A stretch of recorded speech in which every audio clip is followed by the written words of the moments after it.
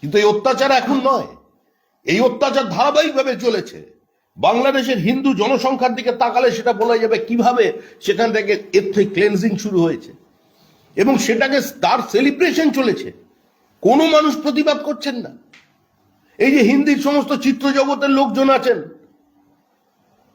ছেলের নাম সব তৈমুর রাখেন, পৃথিবীর সবচেয়ে বড় নৃশংস ঘাতক একজন, এই যারা আছে চারিদিকে ঘুরে বেড়ায় বড় বড় অভিনেতারা, তারাও তো কেউ কোনো কথা বলছেন না। সিপিআইএম এর ভয় কোথায়? ভোট পাবে না, কোনো লাভ নেই। মানুষরা গ্রহণ করেছে, পরীক্ষা করেছে এবং প্রত্যাখ্যান করছে। সুজন চক্রবর্তীর প্রতিবাদ করার সাহস নেই। হয়তো তার ইচ্ছা আছে, পারবেন না, কারণ তারও শিকড় আছে ওপার বাংলার মাটিতে। কালকে এই ঘটনাকে কেন্দ্র করে উনি আরএসএস এর নাম টেনে আনলেন, কারণ হয়তো পার্টির লাইন এটাই হবে যে কোনো মূল্যে আমাদের একমাত্র আমাদের লক্ষ্য হবে ওই 33% ভোট। এক হয়ে যান সবাই, মিলেমিশে একাকার হয়ে যান। কিন্তু এভাবে পশ্চিমবঙ্গকে আর আমার মনে হয় বর্তমানে তরুণ প্রজন্ম আর তৈরি হবে না। আবার গোপাল মুখার্জিদের জন্ম হবে। একটা গোপাল মুখার্জি সেদিন রুখে দাঁড়িয়েছিল, আজকে পশ্চিমবঙ্গের ঘরে ঘরে গোপাল মুখার্জি তৈরি হয়ে যাবে। কিন্তু আর এই বাংলাদেশের অত্যাচারের থেকে তারা শিক্ষা নিয়েছে এবং আগামী দিনে এই বক্তব্যের জবাব যেভাবে দিতে হয় বাংলার সমাজ দল ও মত নির্বিশেষে সেই ভাষাতেই এর উত্তর দেবে। সুমিত্রা, আপনি কথা বলতে গিয়ে বললেন যে বাঙালিরা কি অস্ত্র তুলতে ভুলে গেছেন এবং যে ভাষায় প্রতিবাদ করে জবাব দেওয়ার কথা সে ভাষায় জবাব দেবে। কিসের ইঙ্গিত দিচ্ছেন আপনি? আমি এটা ইঙ্গিত দিচ্ছি, যদি আপনাকে কেউ কাটতে আসে, কেউ যদি তরোয়াল নিয়ে আসে, তাহলে লাঠি দিয়ে তার আপনি প্রতিরোধ করতে পারবেন না। আত্মরক্ষার স্বার্থে আপনি হাতে বঁটি তুলে নেবেন।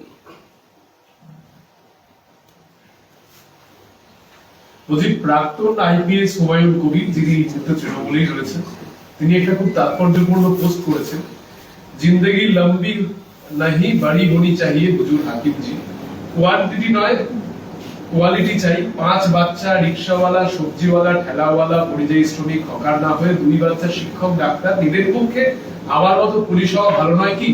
কিভাবে দেখছেন? বহু শুভবুদ্ধি সম্পন্ন মানুষ আছেন, কিন্তু তারা মার্জিনালাইজ হয়ে গেছেন। কারণ এটা গণতন্ত্র, গণতন্ত্রে ভোটটাই প্রথম কথা। এখানে একজন ইডিয়েটের থেকে, মানে একজন গ্র্যাজুয়েটের থেকে 2টো ইডিয়েটের দাম বেশি, কারণ 2টো ভোট। একজন ব্রহ্মচারীর থেকে 4টে ব্যভিচারীর দাম বেশি, কারণ 4টে ভোট। কেউ যদি এভাবে সমাজকে দেখতে চায় তো সার্বিকভাবে সেটাই হবে। নিঃসন্দেহে তার এই পোস্টকে মানুষ স্বাগত জানাবেন।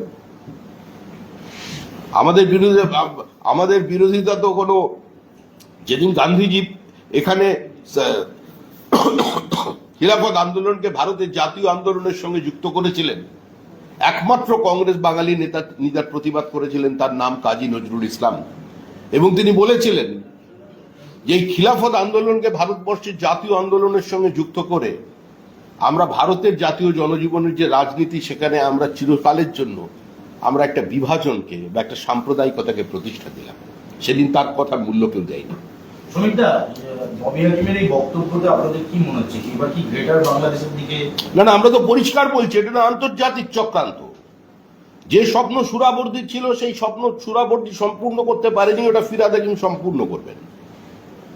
উনি প্রথমে নিজের অবস্থানের মিনি পাকিস্তানের বিবৃতি দিয়ে বলেছেন যে এটা অনেকটা এরকম ভাবে মানুষ বলে। দ্বিতীয়বারে উনি যখন বললেন, আমি তখন ভাবলাম যে হয়তো একটা পরিস্থিতির তাগিদে ওইরকম লোকজন বন্ধ ঘরের মধ্যে বলে ফেলেছিলেন। কিন্তু কাল ক্যাটাগরিক্যালি উনি যেটা বলেছেন, সেটাতে আমি আবার বলছি যে আমাদের পার্টির অবস্থান এক, যে হুমায়ুন কবির, সৈফুদ্দিন, আমাদের মাফ করবেন, সিদ্দিকুল্লাহ চৌধুরী এবং ফিরহাদ হাকিম যে কথা বলেছেন, এই কথাটা পরিকল্পিতভাবে বলা হচ্ছে। তৃণমূলের পক্ষ থেকে বলানো হচ্ছে কিনা আমার জানেনি। আমি আবেদন করছি তৃণমূল কংগ্রেসের সমস্ত নেতা এবং সমস্ত কর্মীদের কাছে, এমনকি স্বয়ং মুখ্যমন্ত্রী শ্রদ্ধেয় মমতা বন্দ্যোপাধ্যায়ের কাছে, যে যেদিন 40% হয়ে যাবে সেদিন মমতা বন্দ্যোপাধ্যায়ের ছবিগুলো কিন্তু এরা পার্টি অফিস থেকে টেনে নামিয়ে দেবে। এই দিকে এগোচ্ছে। সুতরাং চ্যালেঞ্জ এটা মুখ্যমন্ত্রীকেও করছেন। আমি জানি না এটা তৃণমূলের আভ্যন্তরীণ কি সমীকরণ আছে। ফিরহাদ হাকিম আজকে বলেছেন, আমি সেকুলার ছিলাম, সেকুলার আছি, সেকুলার থাকবো। এবং তার মেয়ে, তিনি ব্যাখ্যা দিয়ে বলেছেন, আমার বাবা সকলেই সমান, এইটুকুই বোঝাতে চেয়েছিলেন। আমরা এই প্রশ্নের কোনো উত্তর দিতে চাই না। একজন সচেতন রাজনৈতিক কর্মী, যার এন্ট্রিটা রাজনীতিতে ল্যাটারাল হয়নি, যিনি একদম ছাত্রাবস্থা থেকে রাজনীতি করেছেন, টিকিট না দেওয়ার জন্য মুখ্যমন্ত্রীর বাড়িতে গিয়ে পর্যন্ত বিক্ষোভ দেখিয়ে টিকিট ছিনিয়ে নিয়ে চলে এসেছেন, সেই মানে প্রবল প্রতাপশালী ফিরহাদ হাকিমের স্লিপ অফ টাং কিংবা বোঝানোর ভুল, এরকম কেউ দুগ্ধপোষ্য শিশু নয় যে কথাটি বোঝেনি। উনি যেটা বুঝেছেন, উনি যেটা বলতে চেয়েছেন, সেটাই ওনার মনের কথা। উনি যেটা বলেছেন সেটা ওর মস্তিষ্ক প্রসূত নয়, হৃদয় থেকে উৎসারিত। ইউনিসপন্থী নেতা আসাদুজ্জামান ফুয়াদ তিনি বলছেন ইসকনের অশান্তির জন্য ভারতের তৎপরতা দায়ী। প্রায় ১,৫০০ একরের ওখানে সব মৌলবাদী, অশিক্ষিত, মূর্খ সমস্ত লোকজন বসে আছে। কে কার পন্থী কেউ জানে না, কে চিটফান্ড মালিক পন্থী, কে বিএনএ পন্থী, কে আওয়ামী লীগ। ওরা দিনের শেষে সবাই মৌলবাদী। টোটাল তালিবানাইজেশন হয়ে গেছে। যে অত্যাচার আফগানিস্তানে পর্যন্ত হয়নি, সেই অত্যাচার আগে বাংলাদেশে হচ্ছে। আফগানিস্তানের অত্যাচার এই মাত্রায় পৌঁছয়নি। আফগানিস্তান কিছু সৌধকে দখল করেছিল। আফগানিস্তান কাউকে জোর করে হয়তো স্কুল থেকে সরিয়ে দিয়েছে, খেলার মাঠ বন্ধ করে দিয়েছে, মহিলাদের বাড়ি থেকে বেরোনো বন্ধ করে দিয়েছে, বোরখা পরিয়ে দিয়েছে। কিন্তু আফগানিস্তানে এইভাবে অন্য ধর্মাবলম্বীদের জোর করে তুলে নিয়ে গিয়ে বিয়ে, গণধর্ষণ, কিশোরীদের ধর্মান্তকরণ, তাদের কলমা পড়ানো, সমস্ত লাইব্রেরি ভেঙে দেওয়া, এই অত্যাচার আফগানিস্তানে হয়নি আজকে যেটা বাংলাদেশ দেখাচ্ছে। ভারতের অবদান কি বাংলাদেশ ভুলে যাচ্ছে? হ্যাঁ, ভারতের যে অবদান মুক্তিযুদ্ধে বাঙালিদের যে অবদান, বলার তো বিষয় নয়, আবার বাঙালি শব্দকে টেনে আনবেন না। নীরজ চৌধুরী অনেকদিন আগে বলে গেছেন, আজকে তিনি কতটা প্রাসঙ্গিক। আজকে তিনি জীবিত অবস্থায় দেখে যেতে পারলেন না, দেখে যেতে পারলে হয়তো দেখতে পারতেন তার ভবিষ্যৎবাণীটা সঠিক ছিল। ওটা কোনো বাংলা ভাষার আন্দোলন ছিল না, দুটো মোল্লাতন্ত্রের লড়াই ছিল কে ক্ষমতা দখল করবে। বাংলা ভাষাটা শুধুমাত্র একটা মৌখিক বলার জন্য ওইটুকুনি ঠিক আছে।